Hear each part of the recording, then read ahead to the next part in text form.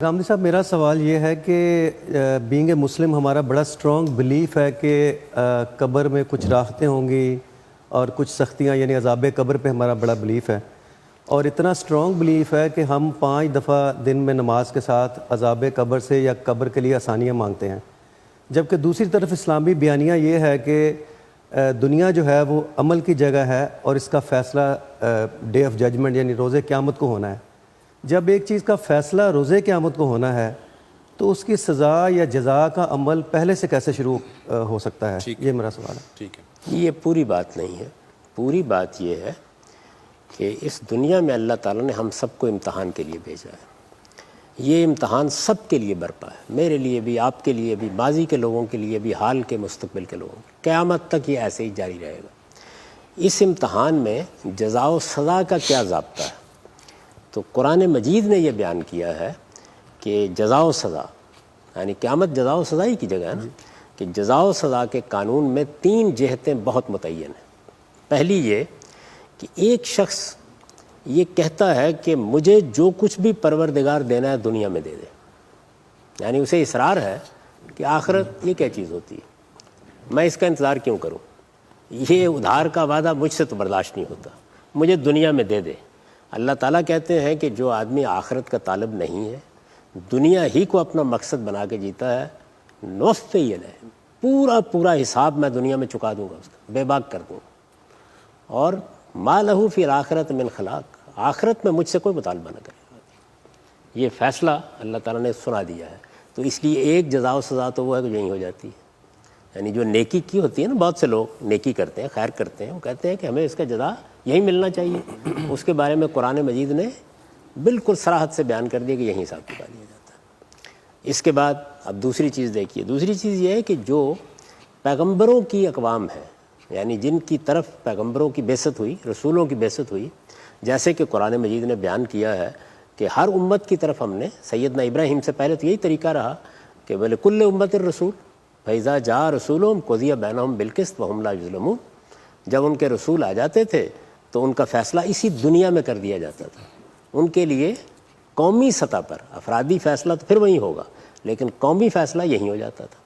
اب قومی فیصلہ جب ہو جاتا ہے کسی قوم کا تو آپ جانتے ہیں کہ اسے دنیا ہی میں عذاب دیا جاتا ہے۔ چنانچہ قرآن ہی نے بیان کیا ہے کہ عاد کو، سمود کو، بہت سی قوموں کو یہ عذاب ہوا۔ اسی طرح رسالت میں آپ صلی اللہ علیہ وسلم کے بارے میں بیان کیا گیا ہے کہ آپ کی قوم کو بھی یہ عذاب دیا گیا، لیکن صحابہ کی تلواروں کے ذریعے سے دیا گیا۔ تو یہ ساری باتیں اب دنیا کے عذاب کی ہو گئیں۔ اس کے بعد قرآن مجید نے مزید تصریح کی اور یہ بتایا کہ جو لوگ اس دنیا میں اس طرح کی زندگی بسر کرتے ہیں کہ ان کے حساب کتاب کی کوئی ضرورت نہیں ہوتی، خیر ہی خیر، صلاح ہی صلاح۔ میں مثال دوں گا، جیسے سیدنا ابو بکر کی شخصیت ہے، یا انبیاء علیہ السلام کو لے لیجئے۔ قرآن مجید نے خاص طور پر ان لوگوں کا ذکر کیا کہ جو اللہ کی راہ میں جان دے دیتے ہیں، یعنی اس حد تک چلے جاتے ہیں کہ آخری درجے میں جان دے دی۔ تو کیا کہا ان کے بارے میں کہ جیسے ہی وہ دنیا سے رخصت ہوتے ہیں عند ربہم یرزقون، ایک نوعیت کی زندگی ان کو مل جاتی ہے اور فوراً اللہ کی عنایتیں شروع ہو جاتی ہیں۔ اچھا، فرعون کے بارے میں یہ بتایا کہ یہ جو فرعون اور آل فرعون ہیں، ان کے ساتھ اس وقت یہ معاملہ ہو رہا ہے، ابھی تو قیامت نہیں آئی، اس وقت یہ معاملہ ہو رہا ہے کہ صبح و شام ان کا ٹھکانہ ان کو دکھایا جاتا ہے، اور پھر قیامت میں کیا ہوگا؟ یردون الی اشد العذاب، اس کے بعد وہ شدید ترین عذاب کی طرف منتقل کر دیے جائیں گے۔ یہ ساری باتیں کوئی حدیث میں بیان نہیں ہوئی، قرآن میں بیان ہوئی ہیں۔ تو اس کا مطلب یہ ہے کہ جو اللہ تعالیٰ کا ضابطہ ہے، اگر اس کی روشنی میں آپ متعین کریں اور پھر باقی قرآن کے مقامات دیکھیں، تو وہ یہ ہے کہ جس وقت ہم دنیا سے رخصت ہوتے ہیں تو ایک نوعیت کی نیند سب پر طاری کر دی جاتی ہے، اور قرآن نے اس کی مثال بھی دی ہے کہ یہ جو تمہیں نیند آتی ہے رات کو، یہ اصل میں بالکل نمونہ ہے دنیا کی زندگی، قیامت کے نشور اور برزخ کا، بالکل وہی چیز ہے۔ یعنی آپ سوتے ہیں، کچھ پتہ نہیں چلتا کب نیند آ گئی،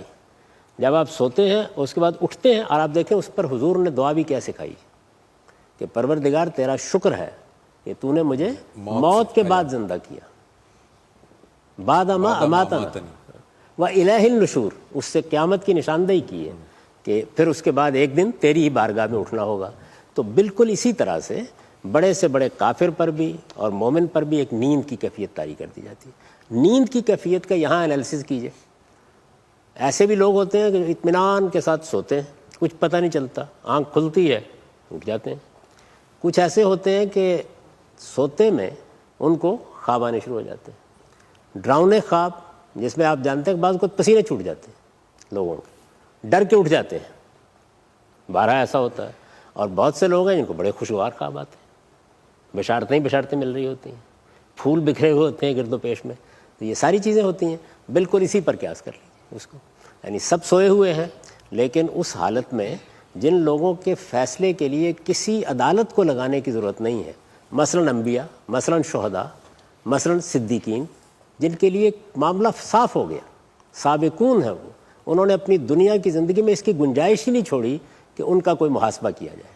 تو ان کے لیے فوراً اللہ تعالیٰ کی عنایتیں شروع ہو جاتی ہیں۔ وہ لوگ کہ جنہوں نے اللہ کے مقابلے میں سرکشی اختیار کی، فرعون بن کر کھڑے ہو گئے، ابو جہل بن کر کھڑے ہو گئے، شداد بن کر کھڑے ہو گئے، ان کا بھی بیان کر دیا کہ ان کے بھی کسی حساب کتاب کی ضرورت نہیں، ان کے لیے تو دنیا ہی میں عذاب کا فیصلہ ہو گیا تھا، اس لیے ان کے ساتھ وہ دوسرا معاملہ شروع ہو جاتا ہے۔ اب آپ قیاس کر سکتے ہیں کہ ہما شما کے ساتھ کیا ہوتا ہے۔ تو ہم آپ ہما شما، قرآن مجید نے تصویر کھینچی ہے نا اس کی سورہ توبہ میں، خلطوا عملا صالحا و سیئا، یعنی یہ وہ لوگ ہوتے ہیں کہ جنہوں نے اچھے کام بھی کیے ہوتے ہیں، برے کام بھی کیے ہوتے ہیں، ایمان بھی ہوتا ہے، اس کے تقاضے کچھ پورے کیے ہوتے ہیں، کچھ نہیں پورے کیے ہوتے، ان کے حساب کتاب کی ضرورت ہے۔ تو درمیان کی صورت ان کے ساتھ ہے، سو جائیں گے، خوابوں کے بغیر اٹھا دیے جائیں گے، اس کے بعد میزان لگ جائے گا، فیصلہ ہو جائے گا۔ تو یہ تفصیل ہے ساری اس کی۔